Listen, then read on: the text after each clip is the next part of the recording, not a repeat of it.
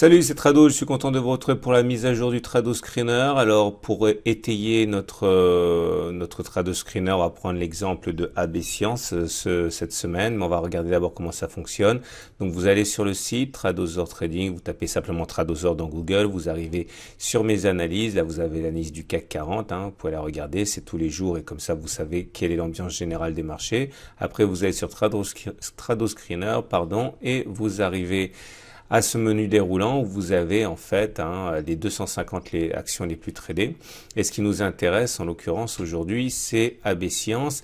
AB Science qui est noté 3 sur une échelle allant de -3 à +3 pour les données hebdomadaires de moyen terme et 1 sur une échelle allant de -3 à +3 également, mais pour les données journalières, donc pour du court terme. Ce qui nous intéresse pour les investisseurs, pour le coup, ça va surtout être la note hebdomadaire de 3. Alors, pour info, 3 plus 1, ça fait 4, et 4, c'est donc l'échelle allant d'une échelle à -6 à +6, c'est la note globale, moyen terme plus court terme. Donc, vous avez donc cette belle note. On va regarder ce que ça donne pour le graphe lui-même. Nous sommes donc sur AB Science.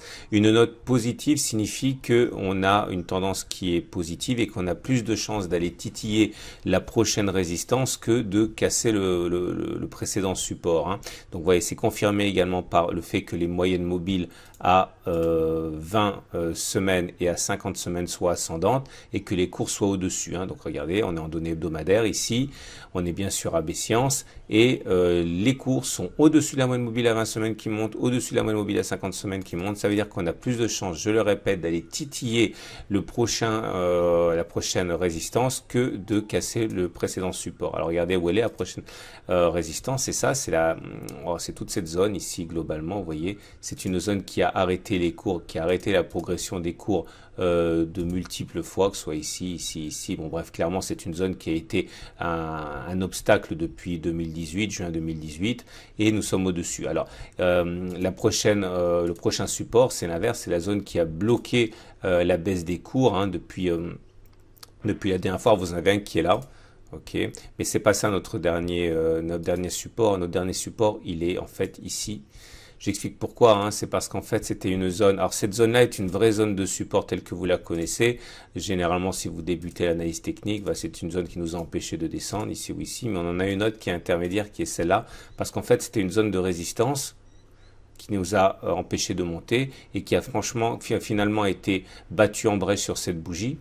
Donc on est passé au-dessus et il faut savoir qu'en analyse technique, il y a ce qu'on appelle un changement de polarité, c'est-à-dire que les résistances cassées changent de polarité, deviennent support. Donc cette zone comprise entre 4,26 et 4,36 est notre prochain support, tandis que la zone comprise entre 5,22 et 5,67 c'est notre prochaine zone de résistance. Et donc je conclus en disant que le fait que la note du Trado Screener soit positive, ou que si vous préférez la moyenne mobile à 20 et 50 périodes qui donnent des résultats à peu près similaires, soit en situation positive, implique qu'on a plus de chances d'aller titiller et de tenter de forcer à la hausse cette zone que de casser à la baisse cette zone de support. Alors maintenant c'est un petit peu tard, ce qui aurait été bien c'est de constater ça sur cette bougie, puisqu'on aurait pu bénéficier d'une période de hausse assez importante. Alors maintenant qu'on sait ça, comment traduire ça en potentiel de trading? Alors l'idée c'est que il faut, quand on fait du trading ou de l'investissement ou du swing trading, il faut avoir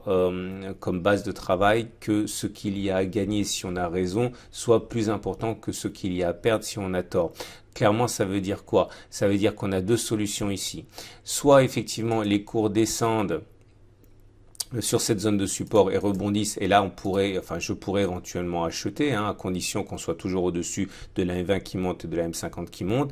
L'idée, ça serait, imaginons que je rentre on va dire au niveau de cette ellipse là. Ok, on va dire que les cours descendent un petit peu. L'idée, ce serait de mettre le stop, c'est-à-dire d'accepter la perte si on passe en dessous de ce support, parce que si on casse en dessous de support, on risque d'aller voir le support suivant. On n'a pas envie de se retrouver dans une configuration comme ça. Donc si on clôture en dessous de ce support compris entre 4,26 et 4,36, il faut clôturer le trade avec une perte. Ça vous donnerait un potentiel de baisse, on va dire 8%.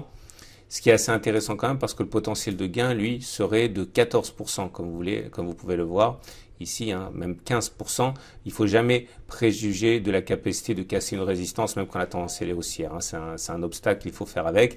Donc, mais le rapport gain-risque, le ratio gain-risque, il est très intéressant parce qu'il est de 1 pour 2. Donc, non seulement on est dans une situation où on se met dans le sens de la tendance qui est haussière, mais en plus avec un ratio gain-risque qui est intéressant.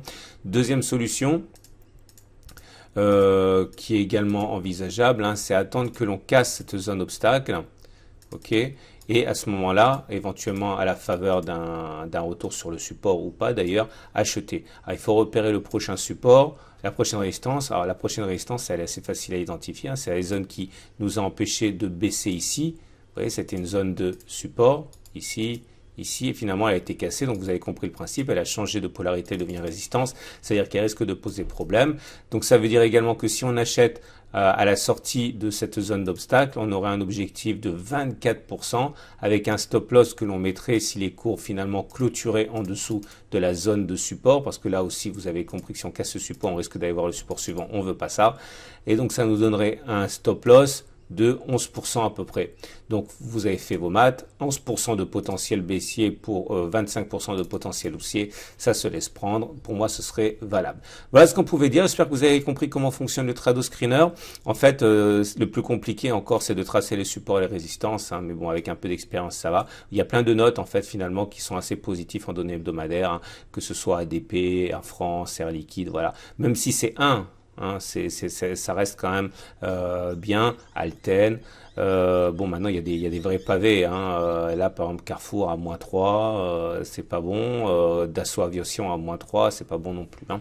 Voilà, je vous rappelle, Tradosor dans Google, et après, vous allez dans Trado Screener. Et si vous voulez vraiment apprendre l'analyse technique, hein, eh bien, je vous invite à regarder tous les soirs l'analyse du CAC 40. Voilà, à la semaine prochaine pour la mise à jour du Trado Screener, et à tout à l'heure, et en soirée, hein, pour les mises à jour du CAC 40.